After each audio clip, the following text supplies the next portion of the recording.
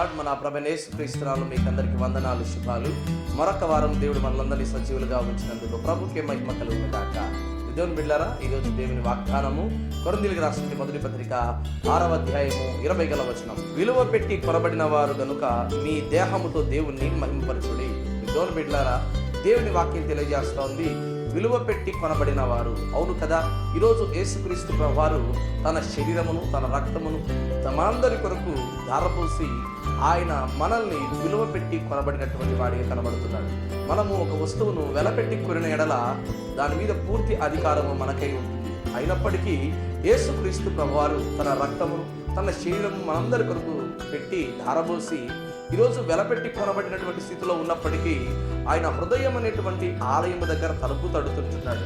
ఎందుకనగా ఆయన అన్యాయస్తుడు కాదు, దౌర్జన్యస్తుడు కాదు. దేవుని బిడ్డలారా, నీవు తలుపు తీస్తే ఆయన నీ లోనికి రావడానికి ఇష్టపడతా ఉంటున్నాడు. ఆయన ప్రేమగా పిలుస్తూ ఉంటున్నాడు. దేవుని బిడ్డలారా, మీరు అనుమతిస్తే నేను లోపలికి వస్తాను, ఈ జీవితంలో కార్యం చేస్తున్నాను అని ప్రభు వాక్యం తెలియజేస్తా ఉంది. మరి నేటికి చాలా మంది విలువ పెట్టి కొనబడినటువంటి ఈ దేహం మీద అనేక మంది పచ్చబొట్టులు పొడిపించుకుంటున్నారు. ఈ దేహాన్ని భయంకరమైనటువంటి చెడ్డ అలవాట్లకు బానిసలుగా చేస్తున్నారు. భయంకరంగా దేహాన్ని కోసుకుంటూ గాయపరుచుకుంటున్నారు. నువ్వు విలపెట్టి కొన్నటువంటి ఏ వస్తువునైనా ఇలా పాడు చేసుకునేవాడి కనబడతావా?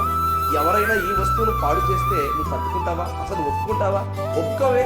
మరి అలాంటప్పుడు యేసుక్రీస్తు వారు వెలపెట్టి కొనబడినటువంటి ఈ దేహం మీద సర్వాధికారం ఆయనకున్నప్పటికీ ఆయన తగ్గింపు కలిగి ప్రభు మన ఎడల ప్రేమగా పిలుస్తుంటే ఈరోజు ఆయన పిలుపుకు నువ్వు లోబడలేకపోతున్నావు. ఆ పిలుపుకు నువ్వు ప్రేమించలేకపోతున్నావు. దేవుని బిడ్డలారా, ఎందుకు ఈ స్థితిలో ఉంటున్నావు? కాబట్టి ఈ దేహంతో దేవుని మహిమపరచండి అని దేవుని వాక్యం తెలియజేస్తూ ఉంది. మరొక వాక్యం మనం ఆలోచన చేస్తే, హస్తకృత్యముల కట్టబడినటువంటి ఏ ఆలయంలో ఆయన నివసింపాలని ఆలోచన చేయవాడుగా లేడు. కానీ తన స్వస్థాలతో తయారు చేసినటువంటి ఈ దేహం మీద, ఈ దేహంలో ఆయన ఉండడానికి, ఆయన నివాసం చేయడానికి ప్రభు ఎంతగానో ఇష్టపడుతున్నాడు. మరి ఈ దేహంతో దేవుని మహిమపరుస్తున్నావా? ఈ దేహంతో ప్రభు నామాన్ని సువార్త ప్రకటించే స్థితిలో ఉంటున్నావా?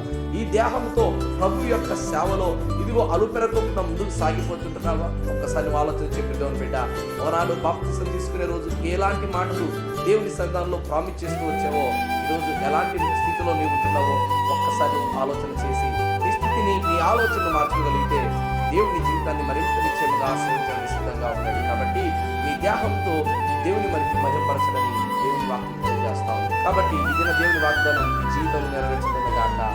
ఆమేన్.